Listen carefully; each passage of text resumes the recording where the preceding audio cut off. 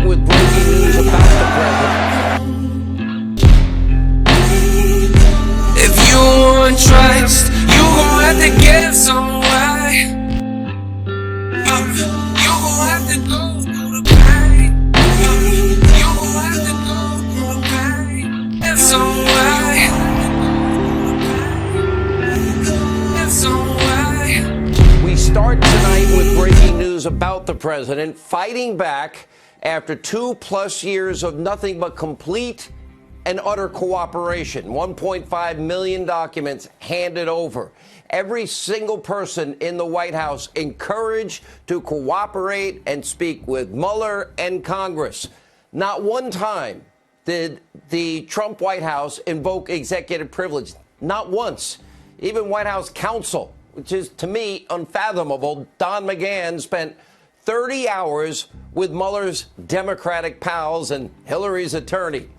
Now the president's saying enough is enough, and today the president did finally say enough is enough by exerting executive privilege over all aspects of the Mueller report, and the White House ordered former counsel Don McGahn from testifying before Congress. They already have 30 hours. The Attorney General Barr is refusing to be interrogated, not by the House Judiciary Committee, by their staff. For the 206 years of that committee, not one time has that ever happened. And the Attorney General is saying, and it's not going to happen now. And the endless stream of document subpoenas, they are now being rejected by the administration. In other words, the witch hunt is over. The Democrats lost. And what the Democrats are now doing is nothing more than radical revenge, which is born out of a mass psychotic rage against the president. And by the way, 4 separate independent, they have an irrational inability to accept 4 separate independent results. The 9-month FBI counterintelligence investigation. Oh, Peter Strzok, the no there. Oh, we had nothing. Just before the appointment of Mueller, Lisa Page said. We have the House Intel Committee investigation. No collusion, no conspiracy, no cooperation with Russia. The bipartisan Senate investigation. And now the 20-month Mueller witch hunt, all determining the same thing. No collusion, no obstruction. Does Congress care one iota how much this is costing in legal fees? And for what? What about every single person that has been called before the committees or called before Mueller? They all have to pay for lawyers. Lawyers in Washington, D.C. can be as much as $1,000 an hour. Now they're going to be called in to be asked the same questions now a 4th, 5th, and 6th time. This is nothing but harassment and abuse of power, and frankly, a brand new taxpayer-funded witch hunt designed to smear the duly elected president of the United States and anybody that dares to enter his orbit in support. That's why tonight we turn to the Washington swamp. 19-term Congressman Jerry Nadler wasting valuable time, resources to continue to prolong and continue to push a debunked hoax of conspiracy. The desperation reeks. In an effort to be totally transparent, the Attorney General gave Nadler, 11 other senior lawmakers, access to a totally unredacted version of the Mueller report that included everything except grand jury material. Everything but 0.1% was handed over because that's illegal. Got to keep in mind, this is because of a law that Nadler supported in the 1990s.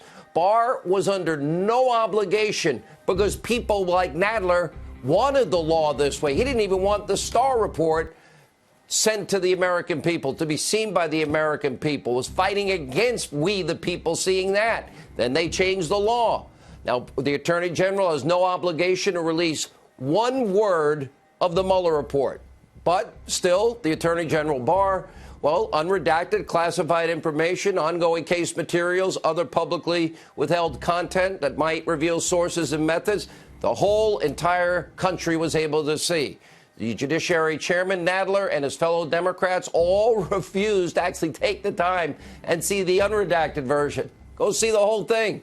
Instead, today, Chairman Nadler's circus voted to hold the Attorney General in contempt of Congress. And according to Nadler, this is all about Barr's decision to defy his subpoena, which demanded that the unretracted Mueller report be released to the full committee. Well, ranking committee member Doug Collins, who will join us in a moment, pointed out that Nadler once claimed that a subpoena was, quote, a powerful and coercive tool only to be used when attempts to reach an accommodation with the witness have reached an impasse. But during the hearing, Chairman Nadler, on his high horse in his circus committee, well, he said the subpoena was merely intended to start a dialogue with Barr's office. Oh, that's new. Let's start a dialogue. Here, we're going to subpoena you, and we'll have other members threaten the sergeant of arms to put you in cuffs and drag you to the committee. Take a look. The subpoena is written as the beginning of a dialogue process, as the beginning of a process to talk to the Attorney General and to the Department of Justice, and ultimately to go to court. But it's designed to be the foundation of a dialogue and is not designed to force our hand in what we insist on in court.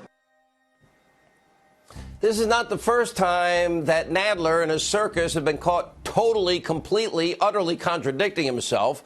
As it turns out, Nadler has one set of standards for his good friend, Bill Clinton. Remember him? Bill Clinton, the Starr report listed 11 separate felonies committed by Clinton. He lost his license to practice law. He did pay Paula Jones almost $1 million. And yeah, he was impeached. Yet Nadler has a whole other standard for President Trump. So, just like Democrats care about collusion, but not if it's Ukraine and Hillary. They care about obstruction, but not Hillary and her deleting subpoenaed emails, 33,000 bleach bid and hammers and SIM cards removed. They don't care about that. They care about, I believe, but only for a high school student, Kavanaugh, not for the lieutenant governor of the Commonwealth of Virginia. Selective moral outrage. Anyway, watch this.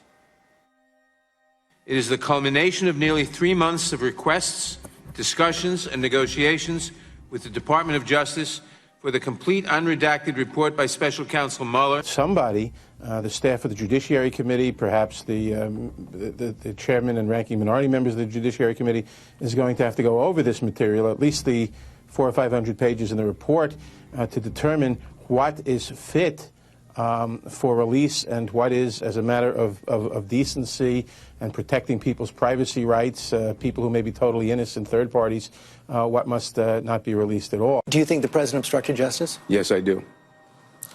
It's very clear that the president obstructed justice. We must not overturn an election and remove a president from office, except to defend our system of government or our constitutional liberties against a dire threat. We have to protect the rule of law, and that means we have to investigate and hold hearings and lay out for the American people if the administration is involved in abuses of power or obstruction of justice. The American people have heard the allegations against the president, and they overwhelmingly oppose impeaching him. They elected President Clinton. They still support him. We have no right to overturn the considered judgment of the American people. Just a phony hypocrite. And by the way, his shift in opinion is not just an exercise in anti-Trump vitriol and hypocrisy. Nadler's current fishing expedition is about so much more than a simple case of Trump hate rage derangement syndrome. Democrats now fear the Attorney General, caught red-handed, concocting, perpetuating a massive fraud. This is what's underlying the fear and the hatred and the attacks against the Attorney General. The Attorney General will expose their hoax, their conspiracy theories, what really happened. It scares the living daylights out of him because he's going to investigate the biggest abuse of power, and that's only just beginning. So they got to smear him before he does his job.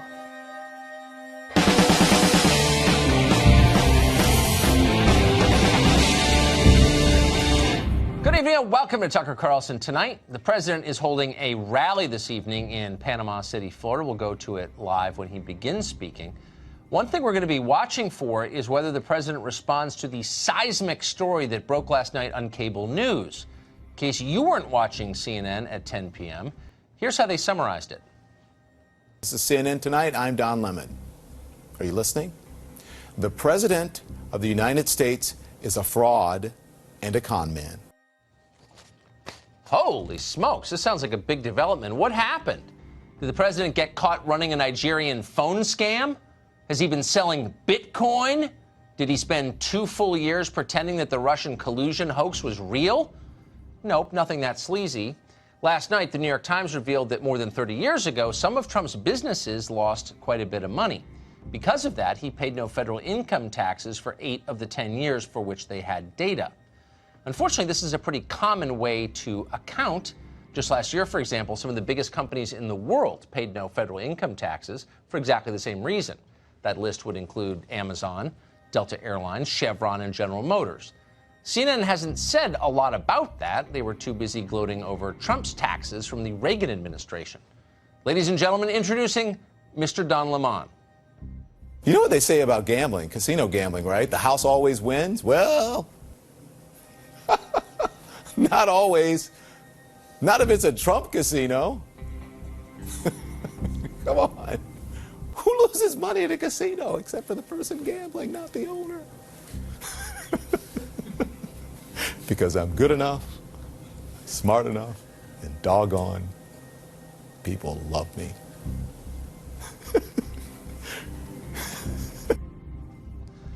Oh, Don Lemon is easily amused, and he was thrilled last night. When the whole point of your network is to attack a single person, this is a major story. From his shadowy lair hidden high above the newsroom, CNN's secretive dwarf king slithered to the intercom and summoned his minions. From across the cable empire, they gathered at his beckoning, each with talking points ready. He lost more than double the next biggest loser in this country. So he's literally the biggest loser. His losses were more than double the next biggest loser in the country. Does this to you explain why he doesn't want anyone to have this information? That he was such a loser? He calls people losers, and he has such disdain, and yet he was literally the biggest loser in the country. Trump lost money.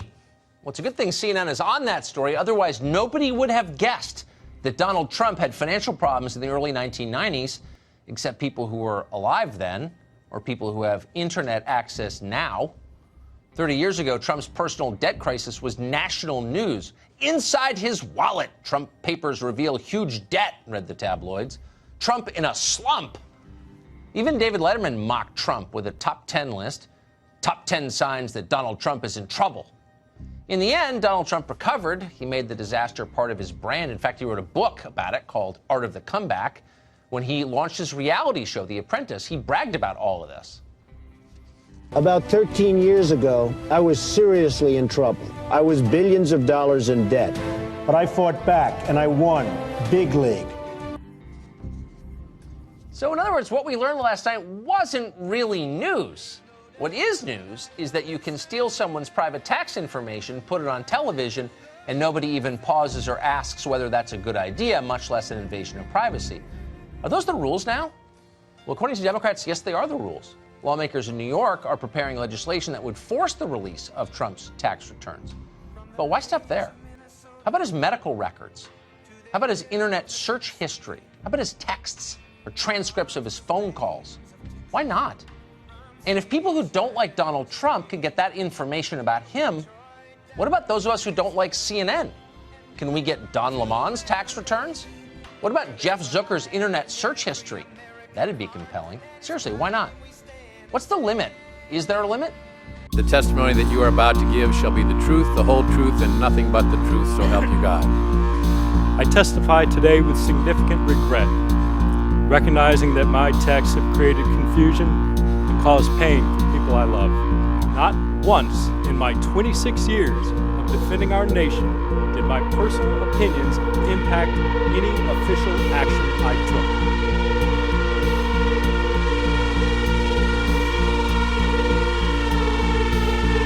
July 31st and August 8th, how many interviews did you conduct related to the alleged collusion between Russia and the Trump campaign? Congressman, as you know, counsel for the FBI, based on the special counsel's equities, has instructed me not to answer questions about the ongoing investigation. I'm asking for a number Russian attempts to interfere.